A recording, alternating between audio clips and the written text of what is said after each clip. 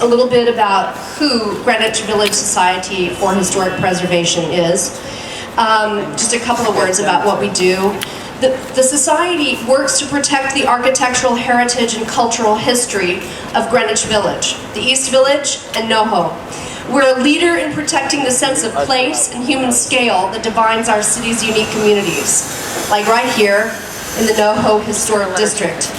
Our historic plaque program with our partner, Two Boots, commemorates the remarkable history of our neighborhoods and marks the incredible events, people, and movements connected to everyday locations. Since 2012, the program has marked 9 sites of downtown cultural heritage, including James Baldwin's home, Martha Graham's rehearsal space, and the former location of the concert venue, Fillmore East. Today, we are here to unveil our latest historic plaque in honor of Jean-Michel Basquiat, to recognize his life and his work at this place where he lived and created from 1983 until 1988. I'm told that actually the door to the original building here was not this door, which is so wonderfully decorated, but it was actually over there on the other side where Japan Premium Beef stands. So I want to thank our partner Two Boots and Phil Hartman, owner Robert Van Enken for his permission to install this plaque on the building, the Landmarks Preservation Commission and Detective Hernandez for their support, Steve Silverberg and the great staff at Spanger Signs for making and installing the plaque behind me here. I'd like to thank Great Jones Cafe, where Basquiat often went to eat and drink across the street. And I want to thank all of our speakers here who are here. We have some really dedicated people here today to speak to you about Jean-Michel Basquiat, and we thank them very much. And thank them for their time joining us here today. And thank you to everyone here who's come to witness this. We thank you very, very much. You're the lifeblood of this neighborhood and of our organization. Just a couple of words about Jean-Michel Basquiat. He was born in 1960 in Brooklyn to a Haitian American father and a Puerto Rican mother, but mostly he was a New Yorker. A self-taught artist, he emerged from the street and graffiti scene of the downtown East Village of a very, very different era. He went from the outside walls of buildings in Soho to the walls of museums. He would not call his work political, but all through his unique language and imagery, we are confronted with the continuing issues of our time: race, class, appropriation, capitalism, and how to be an artist, how to be a human in this world.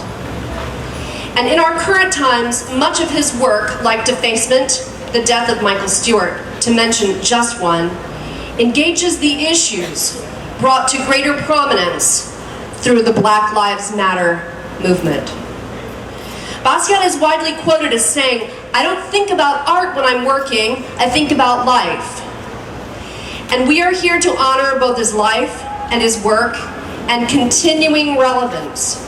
So, once again, I thank you for being here, and I'd like to introduce our first speaker, Mr. Phil Hartman.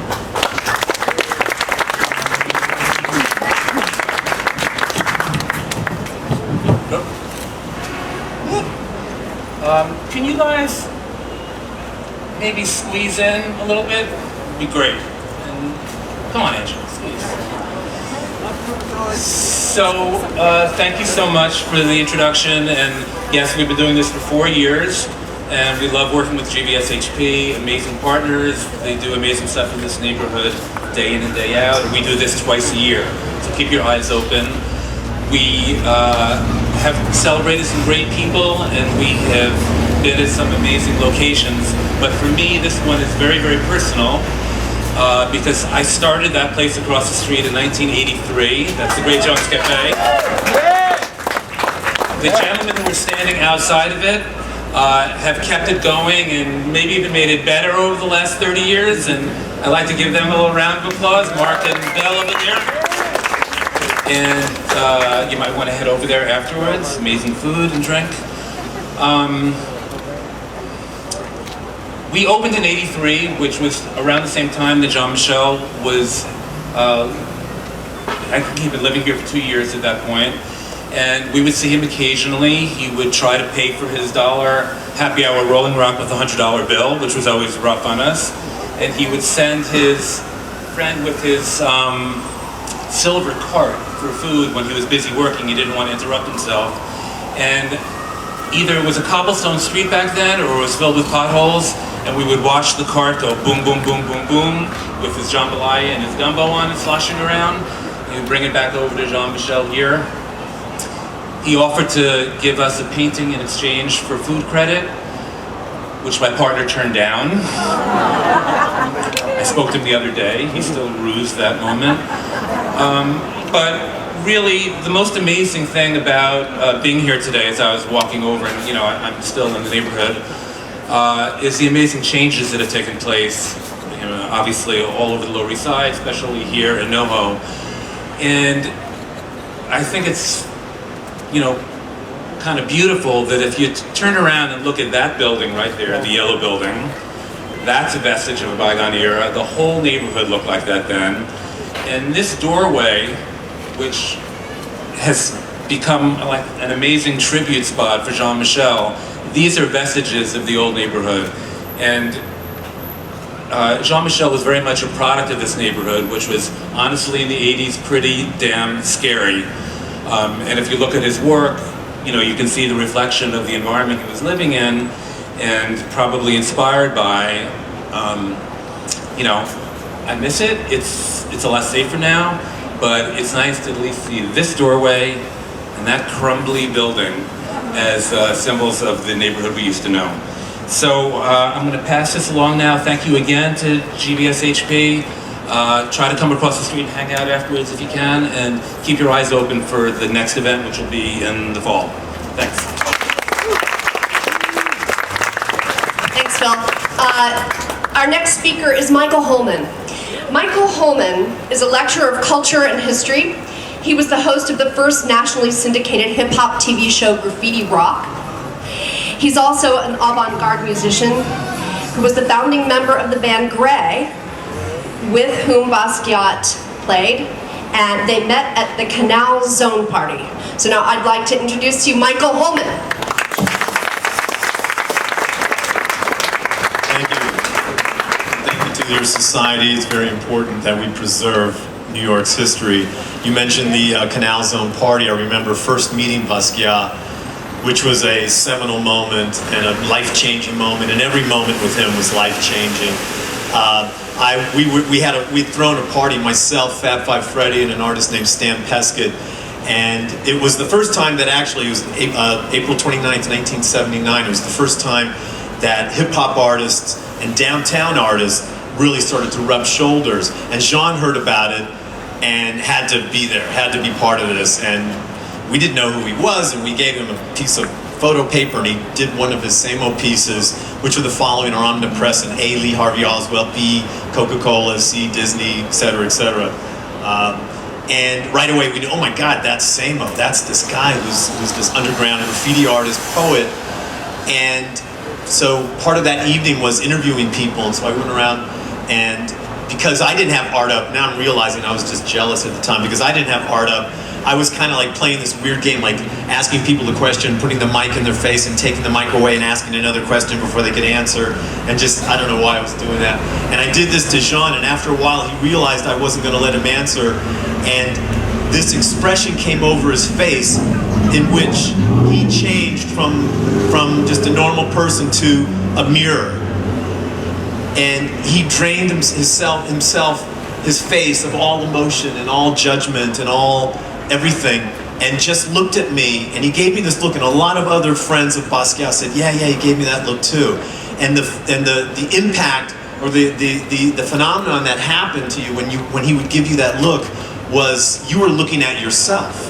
you were looking at yourself, kind of making a fool of yourself, and I kind of stammering and said, you know, blah, blah, blah, and we ended the thing, and 5 minutes later I went up to him and I said, hey man, I'm sorry about that. And he said, that's okay, you want to start a band? And I was like, yeah, you know, and we started Gray that evening, April 29th, 1979, and that experience of working with him, I mean, you know, there are a lot of people who have worked with him in terms of being a gallerist or helping him or being but I had that opportunity, myself and a few other people, to actually make art with him, to make this, what we call ignorant music, this avant-garde sound, noise.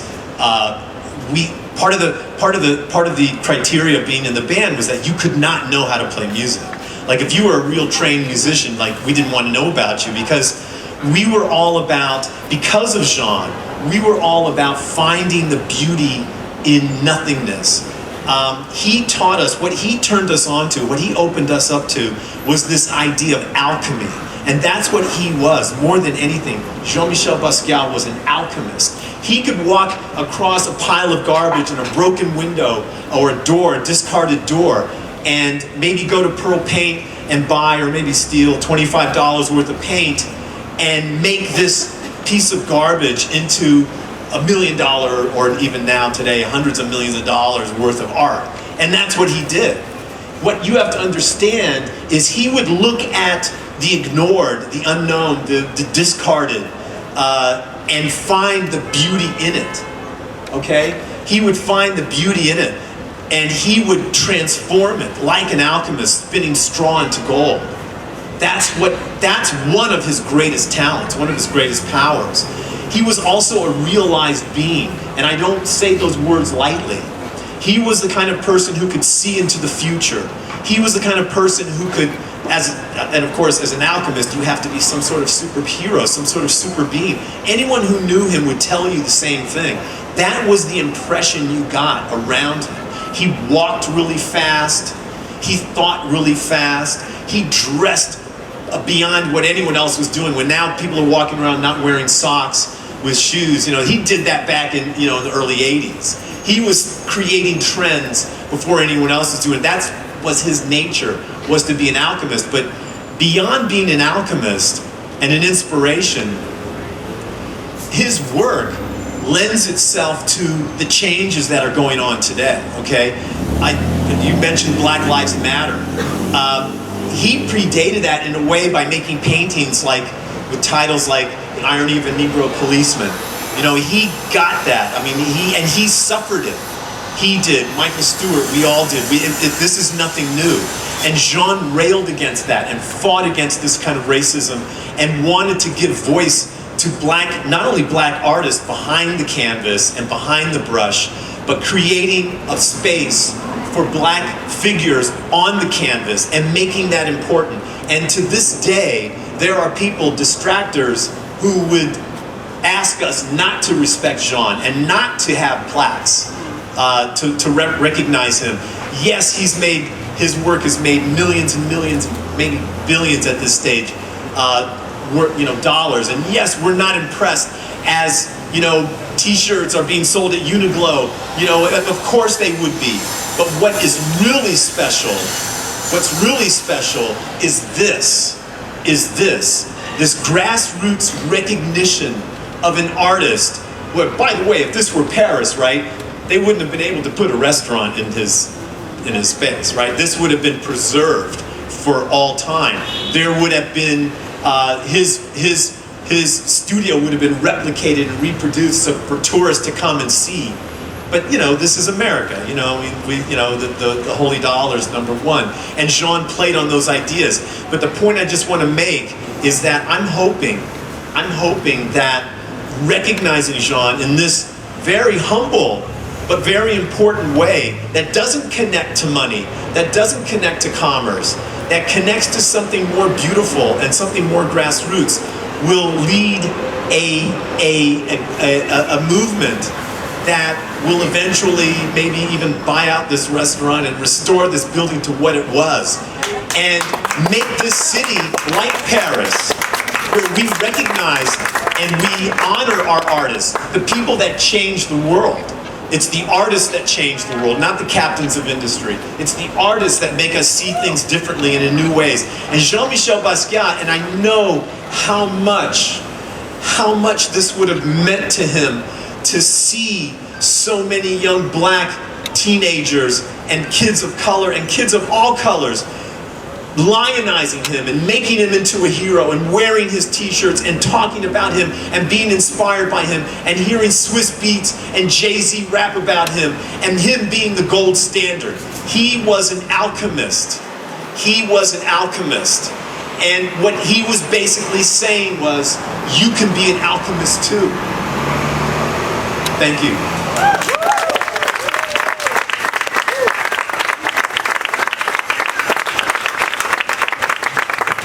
Thank you, Michael. That was very inspiring. Thank you so much. We're really honored to have you here speaking with us today. Next, I'd like to invite Greg Masters. Greg is a writer and an editor who's lived in the East Village of New York City for 40 years. He's the publisher and sole author of Crony Books, and he was an art critic in the days when Patty Astor had the Fun Gallery, and they showed graffiti artists and work by Fab Five Freddy and Basquiat. Ladies and gentlemen, Greg Masters.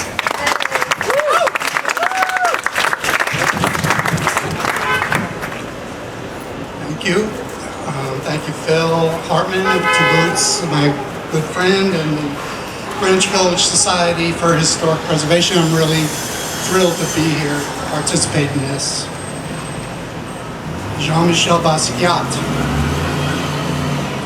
Basquiat's images are layers of stills, from dreams that set into motion a busy process of association and spontaneous response, signaled by totem and scrawled hints that arise from a developer tray, conjuring, directing, shifting our attention, and rearranging where we thought we were going.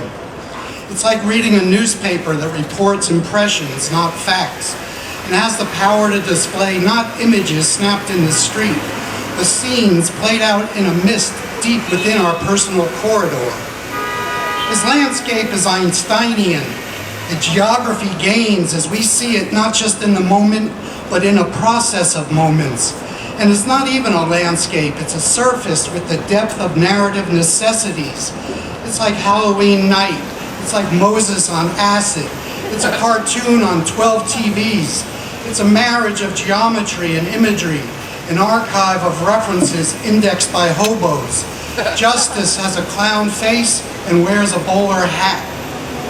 His images have the same organic potency of an alchemist's formulation, signaling the way to a different theater, a transcendence of the instant's ordinariness, and indicate property we've never trampled, our maps to his personal geography, visual clues unexpressed in this way before in paint. He puts us in touch with impulses we're somehow recognized by feeling, if not by conscious comprehension. His rubbed out surfaces and scribbling accesses ethereal possibilities that adulthood tries to wipe out in its insistence on making believe we're in control of ourselves. His work is nothing less than incantations whose power is backed by an even more magical sense of arrangement. The magic is in the unexplainable power to which his smears, symbols, and figures add up. What's rendered is texture in an alert flagrancy of colors, grabbing at the barely comprehended, the unarticulated. Like an impressionist playing with light, Basquiat plays with temperament, recall, and arrangement, connecting to the fabulous, a place of receptivity where directions are silent and the grab of sideshow blatancy makes you want to know more. Basquiat's version of painting on the grand scale includes imagery of his patois that hadn't been central to the European-American modernist canon, forging a new dialogue that would place the elements of his hybrid culture within the Western standard. Any questions?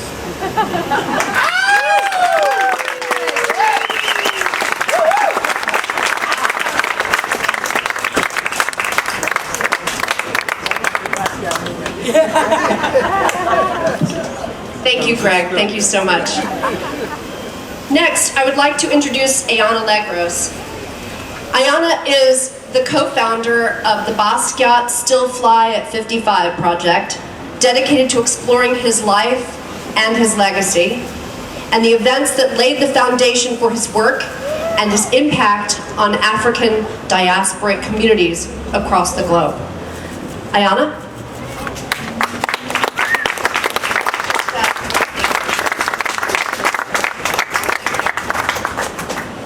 Hi, good evening, bonsoir, bonjour, buenas noches, everyone.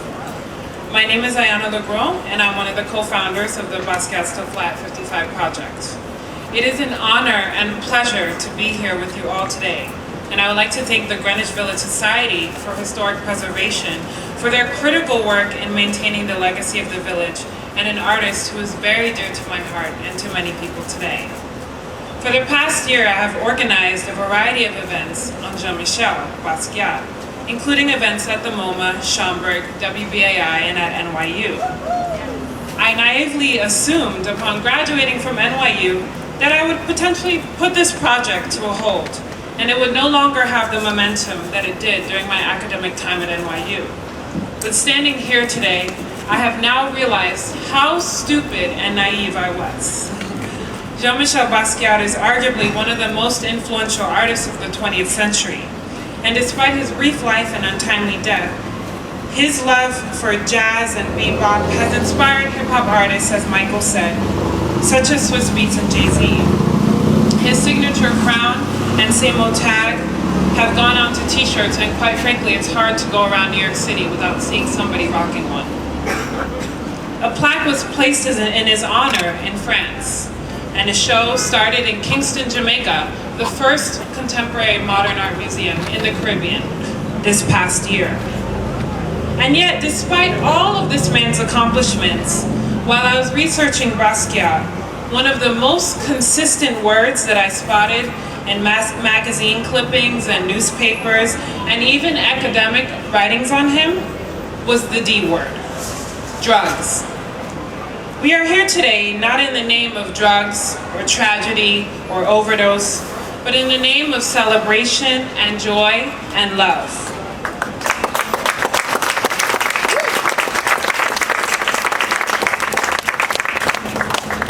Painting over 2,000 images by the age of 27 on issues ranging from slavery, colonialism, race, diaspora, religion, and gender, Basquiat pushed the boundaries of American art in ways that had never been pushed before. And quite frankly, they made a lot of people uncomfortable. This plaque today represents much more than just recognition of the artwork and paintings that Basquiat produced. But it also serves as a reminder for all of us today to think about legacy and the mark that we want to leave on this world. If you look at the news today, we are inundated with messages of political, social, and racial strife. Basquiat, of all people, was very conscious of the contradictions of living in a world that operated on prejudice, as he often shared his tough experiences getting a cab as a black man. But Basquiat was no fool. Despite his trials and tribulations, he managed to make himself one of the most recognized American painters of the century, and figured out, in a very funny way, how to navigate an art world that, quite frankly, was unprepared for his messages. Despite this, Basquiat was able to share his thoughts with the world, and he is an example that nothing should stop a person from expressing their minds and their gifts with the world. Thank you.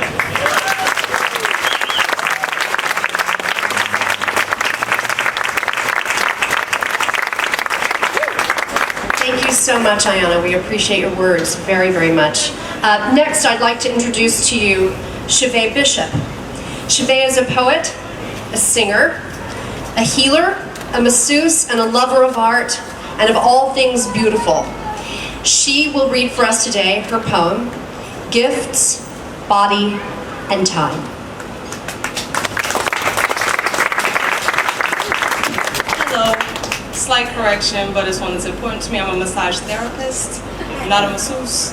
If you don't know the difference, there is one. That's all. Just saying, I'm licensed. Okay. This was actually commissioned for Still Fly 55. Ayana ran into me in probably like one of the most Basquiat ways possible, which was I was like randomly singing on the street. She was like, hey, I've seen you do poems before. I want you in my show. Why not? Works for me. A mother grows body, mind, love, character. Man-made things like cars break bodies instantly. His mother says, here's the blueprint. The rules. Next time they're broken, let it be your terms.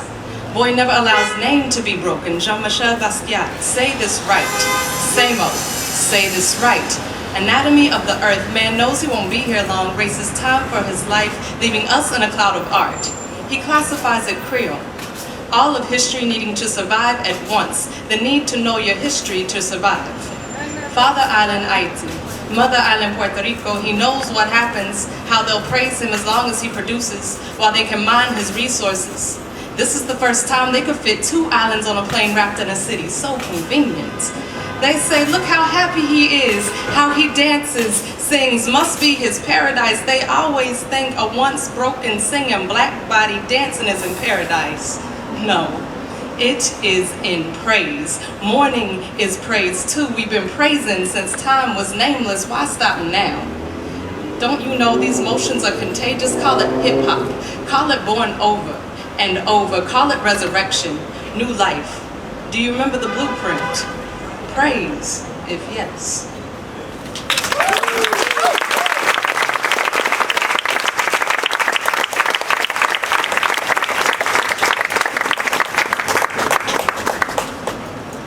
Chevy, thank you so much for that. And massage therapist. Thank you so much. All right, the time has come. So I'd like to invite Phil Hartman up here. We will now remove this, and for everyone to see forever, we hope, this building will remain, and the plaque will remain, and we will come here to honor this great artist for his work, his words, who he was. Thank you so much.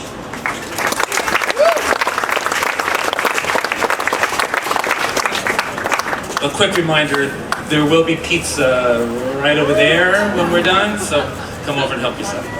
Special surprise. You ready?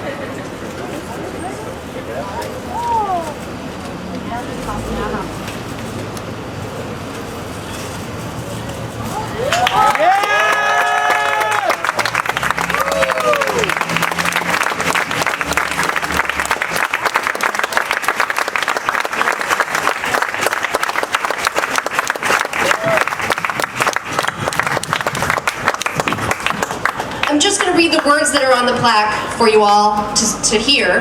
You can come by and look at it for yourselves and take pictures and selfies. Jean-Michel Basquiat, 1960 to 1988. From 1983 to 1988, renowned artist Jean-Michel Basquiat lived and worked here, a former stable owned by friend and mentor Andy Warhol. Basquiat's paintings and other work challenged established notions of high and low art, race and class, while forging a visionary language that defied characterization.